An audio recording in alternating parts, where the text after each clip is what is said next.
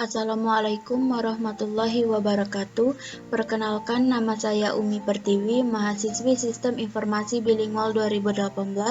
Pada video kali ini saya akan menjelaskan tentang UTS dari mata kuliah Enterprise Resource Planning. Berikut ini soal UTS-nya, yaitu apa yang dimaksud dengan One Input Multiprocess dalam menerapkan ERP dan berikan contoh implementasinya di suatu sistem informasi rumah sakit.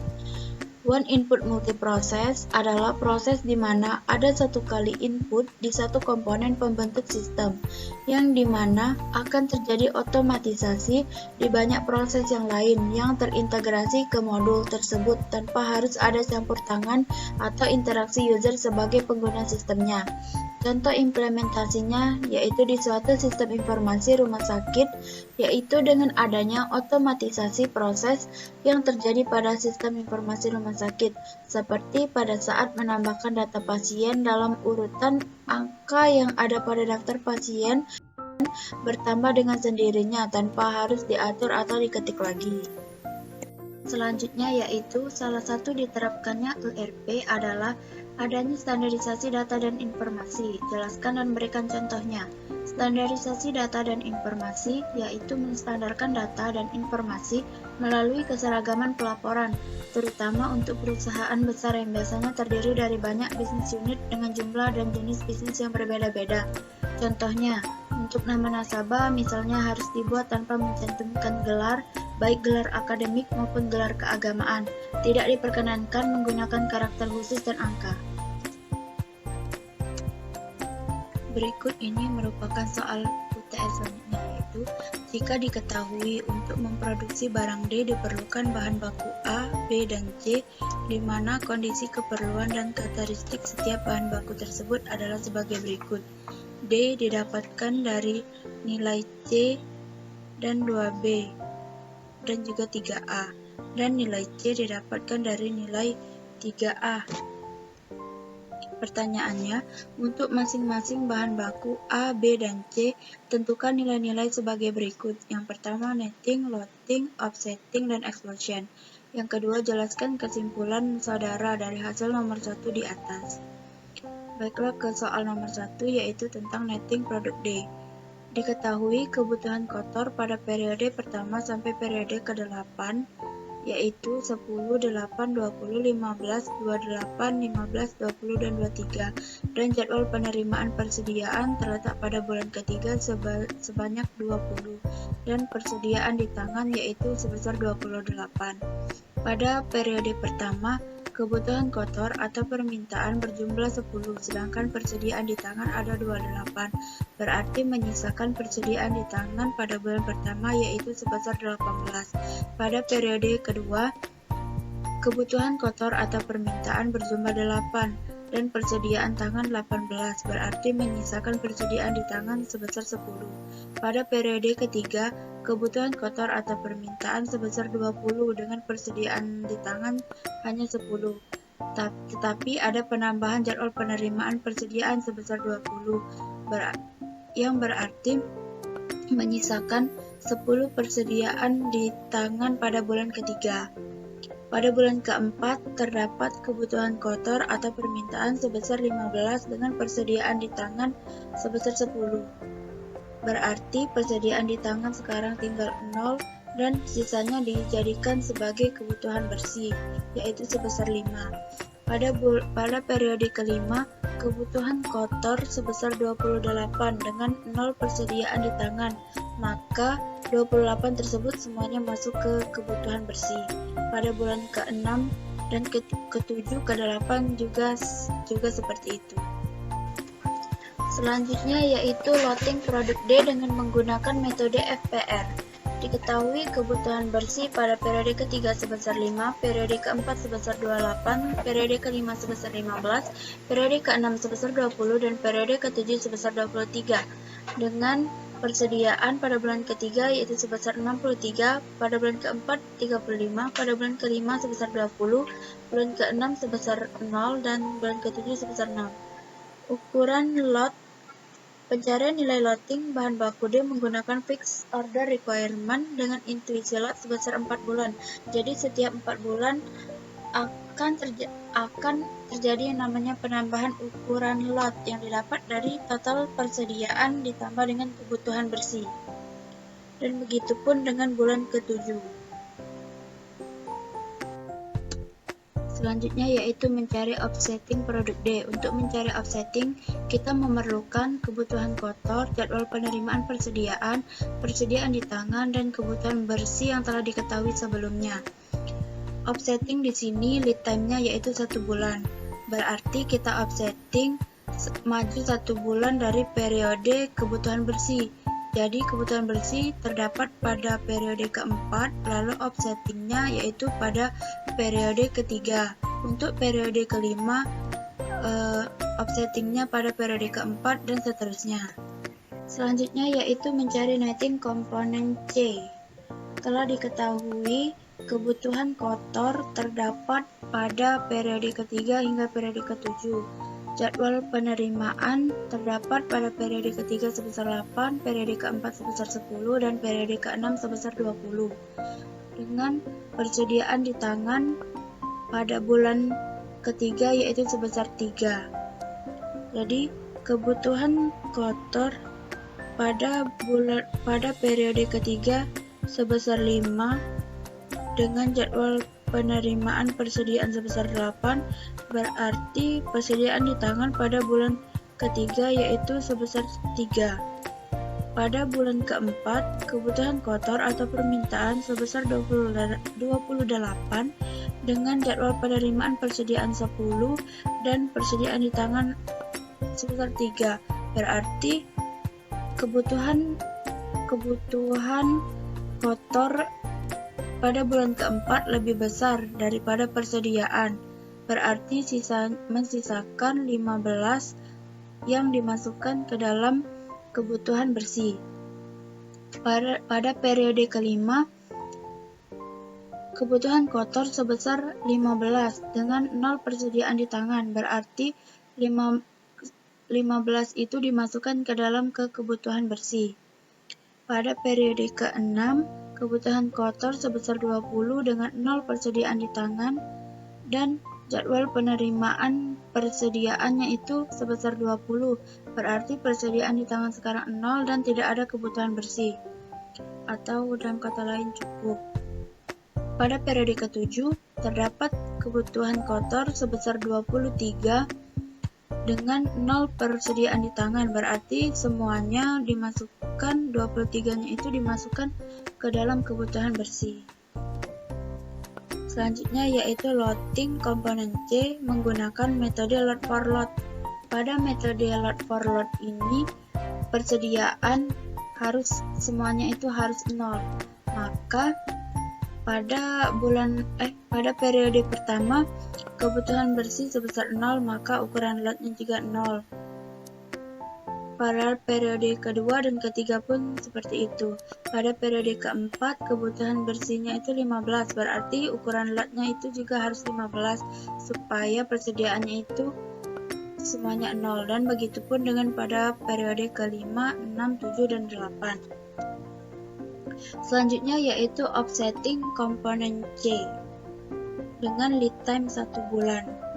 Diketahui kebutuhan bersihnya itu terletak pada bulan keempat yaitu sebesar 15, berarti untuk offsettingnya diletakkan pada bulan ketiga sebesar 15, dan periode kelima juga sebesar 15 diletakkan pada periode keempat sebesar 15, dan periode ke-7 sebesar 23 diletakkan pada periode ke-6 sebesar 23. Berikutnya yaitu netting komponen 3A. Kebutuhan kotor pada komponen 3A ini didapat dari kebutuhan bersih dari komponen D yang dikalikan dengan 3. Maka didapatlah pada periode ketiga itu kebutuhan kotornya 45, pada periode keempat 45, dan periode ke-6 sebesar 69. Dan terdapat penerimaan persediaan pada periode ketiga sebesar 15 dan pada periode ke-6 sebesar 20.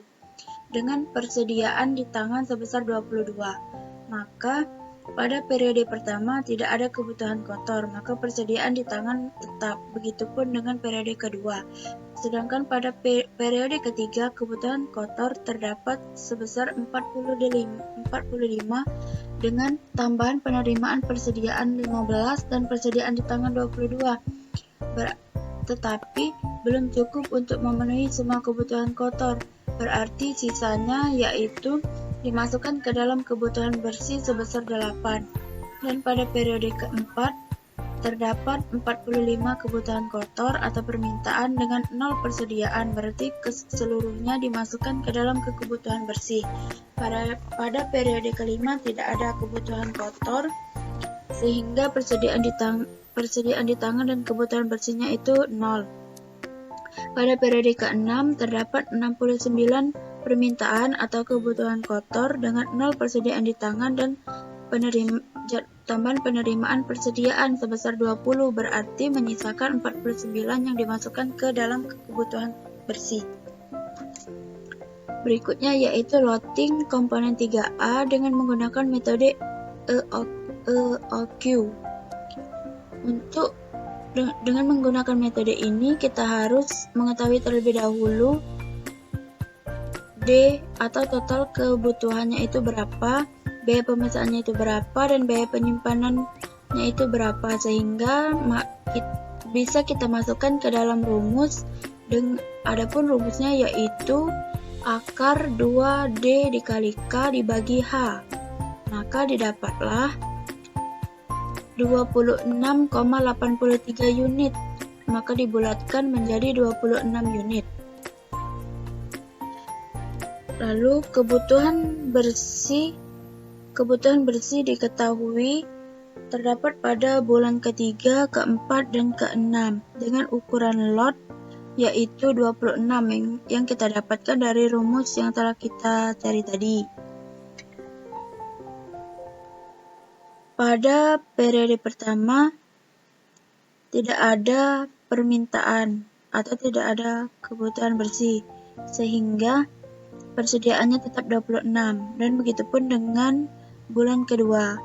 Tetapi pada bulan ketiga terdapat kebutuhan bersih sebesar 8 dengan persediaan 26, berarti 26 dikurang 8 sisanya itu 18 persediaan pada periode ketiga. Pada periode keempat terdapat kebutuhan bersih sebanyak 45 dengan persediaan hanya 18, maka kita tambahkan lagi lotnya yaitu sebesar 26 untuk mencukupi kebutuhan bersih dan memiliki sisa yaitu sebesar 25 yang diletakkan pada persediaan.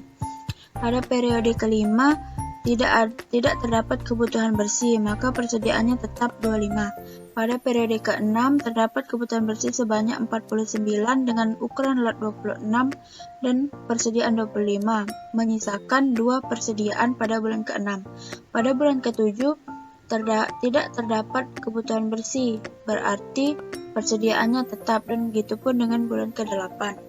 Jadi total persediaan kita dapatkan dari periode pertama hingga periode ke-8 yaitu sebesar 126.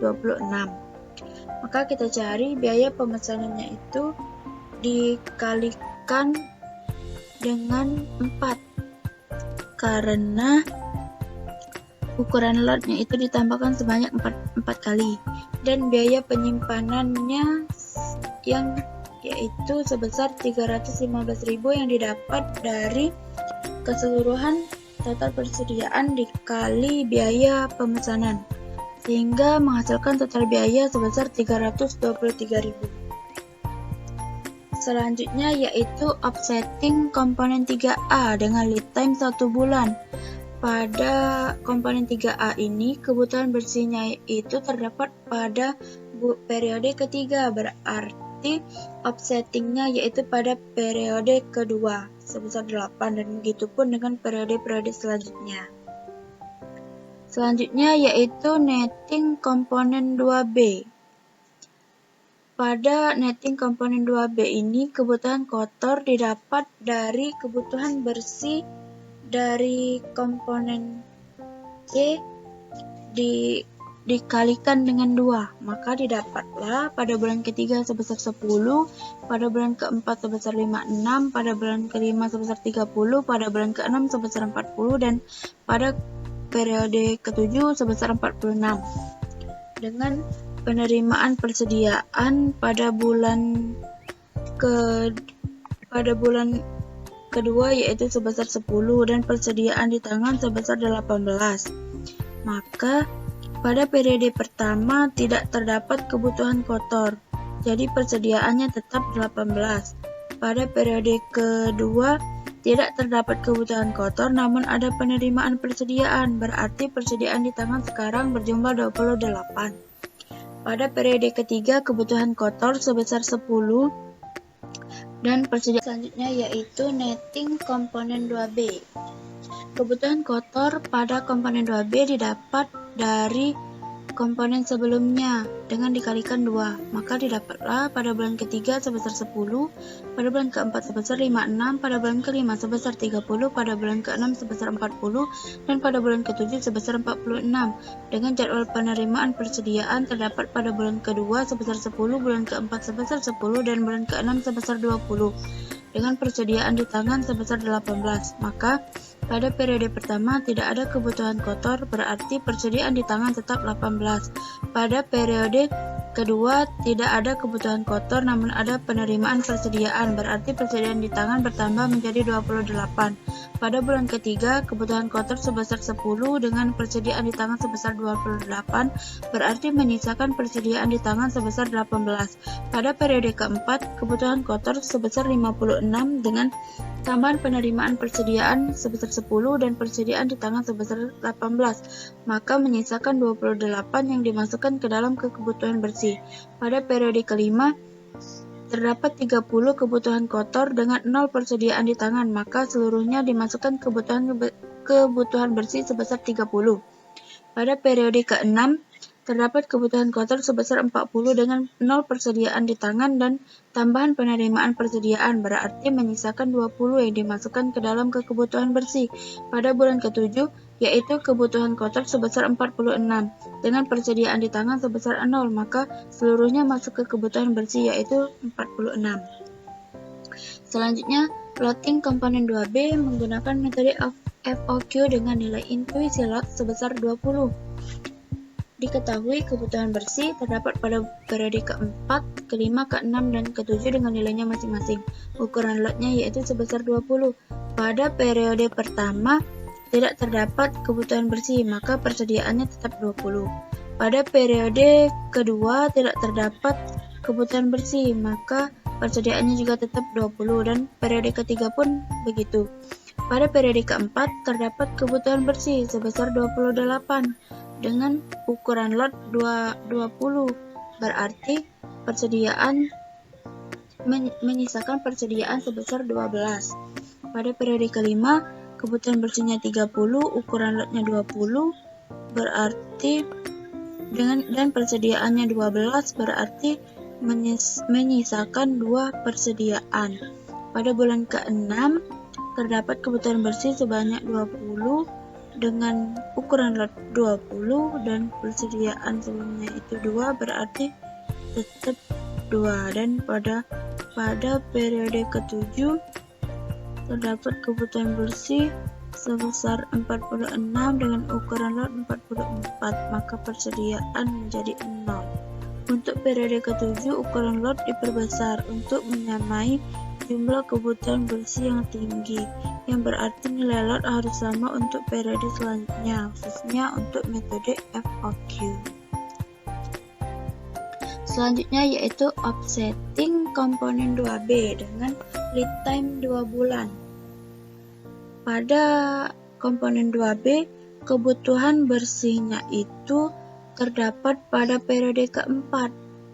Di offsetting dengan lead time 2 bulan, berarti offsettingnya terletak pada periode kedua sebesar 28. Pada periode kelima, offsettingnya pada periode ketiga sebesar 30. Pada periode ke-6, offsettingnya pada periode keempat sebesar 20. Pada periode ke-7, offsettingnya pada periode kelima sebesar 46. Selanjutnya yaitu explosion. Dari diagram ini diketahui bahwa nilai D merupakan nilai yang didapat dari komponen C, komponen 2B, dan komponen 3A. Dan komponen C didapat dari dan komponen 3A didapat dari komponen C. Nah, dapat dilihat produk D ini didapat dari nilai C, 3A, dan 2B. Produk C didapat dari nilai 3A, dan produk 3A didapat sama dengan produk C, dan produk 2B ini sama dengan produk